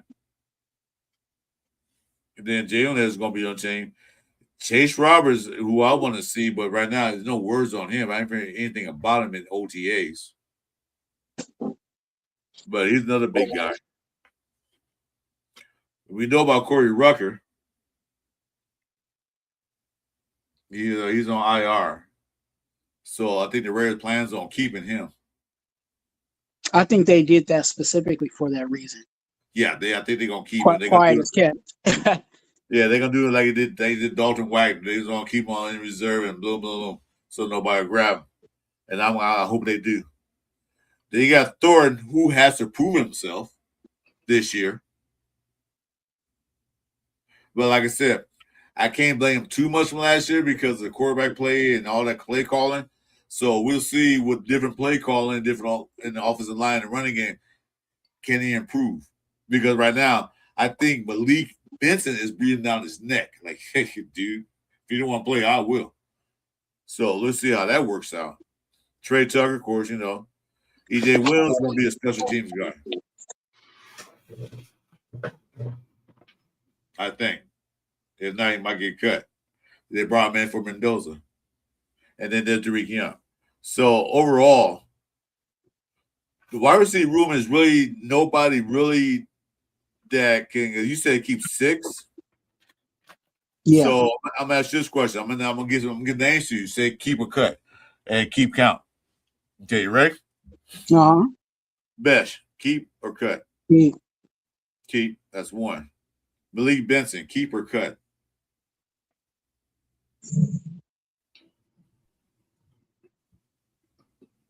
No. I'm kind of leaning towards keep. Well, it's hard to decide because we got to go to training camp. But just for now, as we speak. Yeah. Okay, so that's 2. Jonathan Bradley. Who? Jonathan Brady. I'm sorry, Brady, not Bradley. Brady. No. I'm gonna say keep, cut, or special teams. So cut. I mean, special teams, whatever. That's what I see. Practice squad. Mm. Okay. Cut. Dorsett. Yeah, he's gone. Okay. Sharik Jackson. Or Cedric Jackson. I'm calling Sharik. So Cedric Jackson. He might be practice squad. Okay. Jalen Naylor. Cheap. Okay. Chase Roberts. Cut. Okay. Well, Corey Rugged is on IR, so we can't cut him. Dante Thornton. Keep. Okay. And I'll just say this for the record. I'm really down on Dante Thornton. If you guys been following me, you've seen the videos that I've said about Dante Thornton, but I'm keeping him. So you got 4 so far, right? Yeah, I got 4. Yeah, Tucker, yeah, keep. Yeah, 5. EJ Williams Jr. The guy from Indiana. Practice squad. Okay. And Derek Young. That if he stays on the roster, then that's my 6. There you go. But you had 2 guys in the practice squad, right? So basically, I think they keep 5. I think they keep 5 to 6 receivers. Yeah, that's what I think. What about you, Jason? What do you think? My bad. I didn't even hear the question. I gotta go real quick though, but I can answer real quick. What was the question? Okay, I'll do the list. Cut or keep or practice squad. So if you gotta go, because we go for 2 hours anyway, so it's almost time for me to go too. Because I gotta get ready for dinner tonight. I gotta make it. Mine are right here scrolling. I would say Tucker, Besh, Thornton, Naylor, and then Malik and Malik and EJ Williams. Well, yeah, I said to keep 5. I think the 5s for me is Jack Besh, Blake Benson, Jalen Naylor, Sharik Jackson. That's 4, and Dante Thornton. Trey Tucker. That's 6 actually. Those guys, a couple guys are going on practice squad. Derek Young going on practice squad, and Derek Young is not a receiver, but he's listed as a receiver. But they don't have a title for the guys say, "Oh, he's a kickoff return." But they do that. But time will tell. We'll see how that works. We know what Derek Young is. You know what I'm saying? We know that he's the kick return guy. But, roster-wise, he's going to be classified as, and then they'll solidify who. Because remember, we did that with the running back room. That's the reason why Dylan Lobby stayed on the roster was because it wasn't necessarily because he was a running back that we were looking for. Play-wise, we were looking for him just to do special teams for us. And that's how he was able to stay on the roster was because he was more of a special teams guy. So they're like, okay, we got to keep a roster spot for him in the running back room, but he's specifically going to be more of our special teams. And that's how he keeps his job at this team right now, because I don't think he's gonna make the running back room. But No. That's another topic. We'll talk about that another time. But I don't think he'll be the running back 3. I think it'll be like running back 4, special team guy. Because he's a good special team player. Don't get me wrong. But anyway, so my boy Jason has to take off. I'm gonna take off too. I gotta get ready. I gotta start cooking my dinner for the night. Gotta get this roast in the oven. So Twan, what's you up to coming up? You got anything coming up this week? What we all can watch and join? Like I told you, I was in between church services. I had a church service this morning, and then I got to go back to a church service in about an hour. So I was like, let me go ahead and try to give you guys some time. I will probably be back at you guys next week at some point. So just stay tuned for that. Make sure you guys subscribe. A lot of you guys, are watching and enjoying, but definitely hit the subscribe button over on my channel, Raider Twan. Definitely support what we're trying to do, all as content creators. So please hit that subscribe button. I will be at you next week. Make sure you hit that notification bell.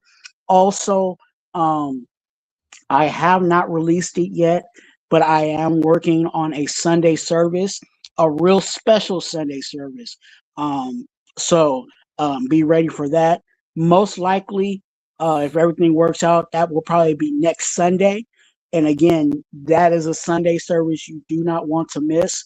So definitely make sure you have that notification bell ready to go, because I will be in the off season. Okay, awesome. Sunday service. So just come on over. All right, awesome. All right, man. Thanks for that. Okay, well, we're gonna wrap the show up. Hey, special guest Raider Twan, thanks for joining us. I know take out your Sundays, like Sunday's your busy day, but I appreciate it. Appreciate all the guys in the chat. Make sure you stay tuned for Cover 3 show. Is kind of a fluctuation of days. We usually do it on Tuesdays. We're gonna try again on Tuesday night. It'll depend on how things are set. We'll talk whatever news or whatever came up or whatever you guys want to talk about. Mr. Red Day just has to go take off. So thanks for joining us. You guys have a blessed Sunday. Stay safe. And like I said, I'm ending the show with this.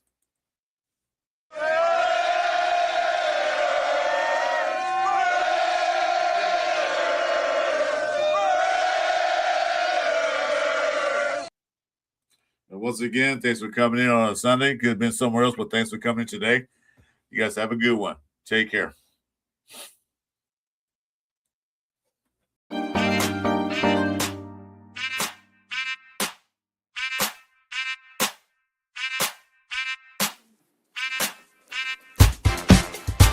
It's the Sunday morning pillaging show. Chris for Raiders. Oh, Raider Nation.